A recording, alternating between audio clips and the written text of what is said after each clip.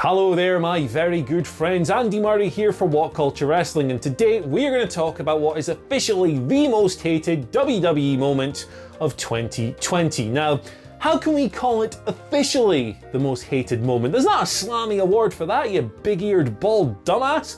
Well, it's quite simple. It's down to you guys, the YouTube viewer, and specifically those of you who are very prone to slapping the dislike button whenever you go over to WWE's YouTube channel and you stumble across some hot garbage. Now, this is all done from data assembled very helpfully by Pro Wrestling Bits and then posted to Reddit, which is where I saw it.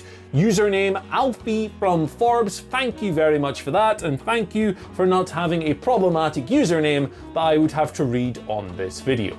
We've got all the data here collected, ranked, put in order. We're going to go through each one by one, a little bit of commentary on each between numbers 10 and 2, but when we get to number 1 we'll go into a little bit more detail because, well, you'll see why very, very soon. Anyway, coming in at number 10 here, the 10th most hated WWE moment of 2020. Lana and Bobby Lashley versus Liv Morgan and Rusev from Raw on January 20th with 6,400 dislikes. Now, if that number seems quite large to you, just wait until we get to the end because boy, have I got a treat for you guys. But hey, this match went down at the very end of a feud that wasn't very well received across the board, I think it's fair to say. And you know, the fact that Lana opens this video by screaming, "I am the best wrestler in the world," means that probably a couple of these dislikes at the very least are warranted. At number 9, with 7,300 dislikes, we've got Buddy Murphy and Seth Rollins brutalizing Dominic Mysterio with a kendo stick from the 10th of August episode of Raw, and seems like kind of a mistake. Have I written down the wrong? I haven't written down the wrong. I thought this was really good. I thought it had some good intensity. Dominic showed some good fire. I don't know. Guess I'm in the majority. Minority again. Idiot Murray. At number 8, we've got Braun Strowman uses Alexa Bliss to entice the Fiend Bray Wyatt from the 14th August episode of SmackDown. 7,400 dislikes, and I mean, there's a lot of kind of bad, cheesy wrestling acting going on in this segment. Braun's promo is kind of it's very forced. This is also before Alexa and Bray really kicked off as a double act that people really engaged with, so I kind of understand it here, but was this one of the 10 worst WWE moments of the year? I mean, there's no Eric Rowan's spider on this list, so hey, what do I know? You guys are the judges here, not me. At number 7, we've got Retribution wreaks havoc on SmackDown from the 7th of August episode of that show. 7,400 dislikes, same as the last one. Look, it's early stage Retribution. It's at the point in their run where almost everything they did was just panned across the board before they kind of rebuilt a little bit with Mustafa Ali and everything that's been going on since then. Trash in the ring with chainsaws, kind of like a poor imitation of the Nexus angle from back in the day. It's easy to understand why that is on the list. At number 6, with 8,000 dislikes, we've got Asuka versus Sasha Banks for the Raw Women's Championship from the 27th of July episode of Raw.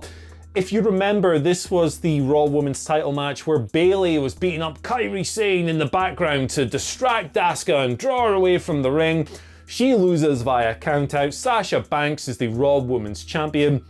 It's kind of a shame to have two performers as talented as these two sitting on a list like this, but the whole feud, while the quality of the ring work was mostly pretty excellent, they had a habit, WWE did, of booking these really rancid finishes here. It was kind of a cop-out to get away from not having to do a clean finish, a decisive finish, as they often do. It's a shame it happened to Asuka and Sasha, but it did.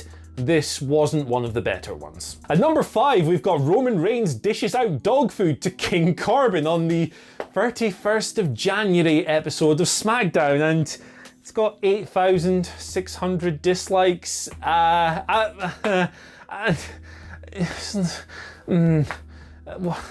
need to say anything? No, I don't. At number 4, we've got Braun Strowman flips over a van containing The Miz and John Morrison from the 10th of June episode of SmackDown.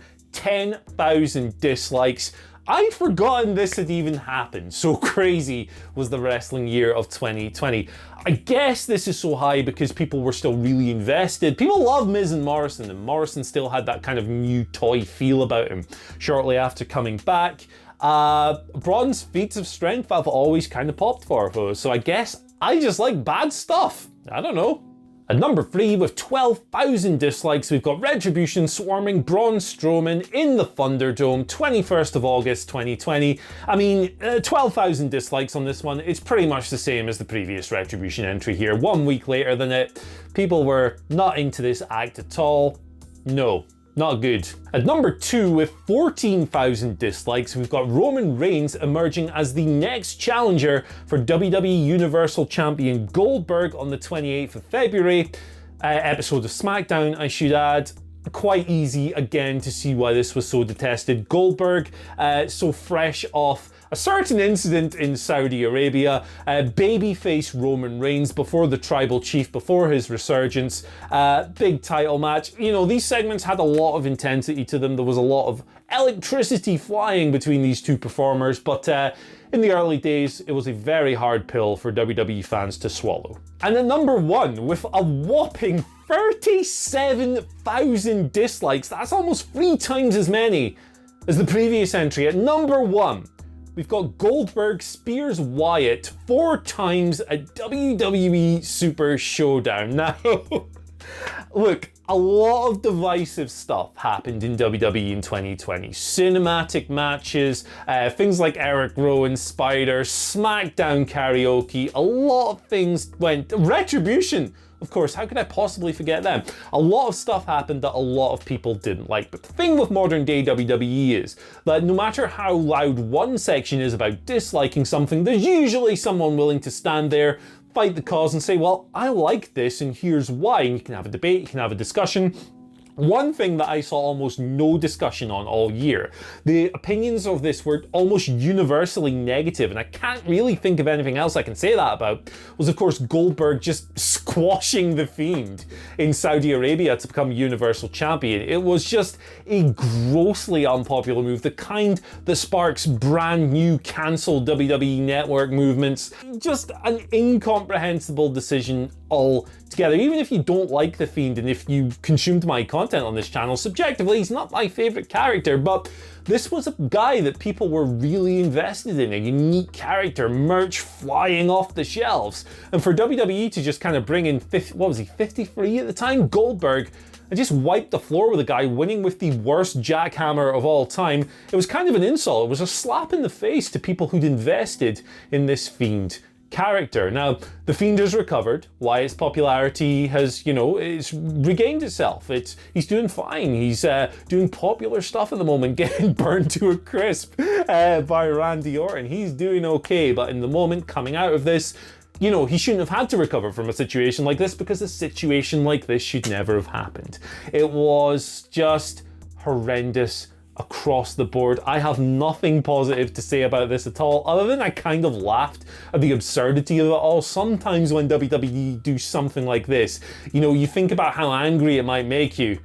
It's not worth it. It's not worth it. Keep it at an arm's length. Learn to just laugh when things get really, really silly. Yeah, the company has kind of made you feel stupid for investing in this Fiend title reign, but it's gonna happen, man. It's pro wrestling, it's WWE. They're gonna keep doing things like this, and with 37,000 dislikes on YouTube, comfortably the most of the year, that speaks for itself. I just wonder what will happen when we get to the Royal Rumble 2021 and Goldberg does the exact same thing to Drew McIntyre. I don't want that to happen. Let me make that abundantly clear. I think that would maybe even attract even more dislikes than this, but it kind of sounds like the thing that WWE would do, doesn't it? They see Goldberg as this star from a previous era, and in this era where they haven't been able to craft as many stars who drive business in the positive direction, they continually go to these old dudes.